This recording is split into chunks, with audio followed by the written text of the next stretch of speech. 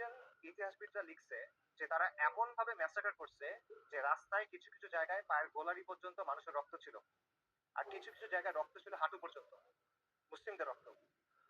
এবং তারা জেরুজালেম পর্যন্ত যাওয়ার সময় যতগুলো শহর পার হয়েছে প্রত্যেকটা শহরে ম্যাসাকার করছে, রেপ করছে, লুট করছে, আর্সন করছে, আগুন লাগাই দিছে।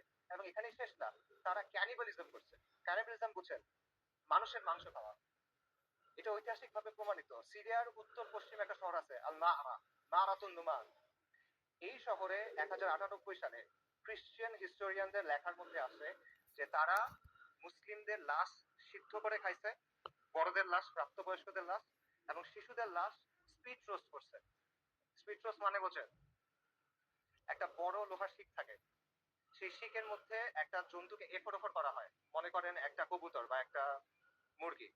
তারপর এটা আগুনের উপর ঝুলানো হয় শিকটা, তারপর এটা ঘুরানো হয়, তখন আগুনটা ঝলসায় মাংসটা রান্না হয়। আপনারা অনেক সময় দেখবেন যে গ্রিল চিকেন এভাবে রান্না করে। এইভাবে মুসলিমদের শিশুদের রান্না করে খাইছে। আমি বানায় বলতেছি না।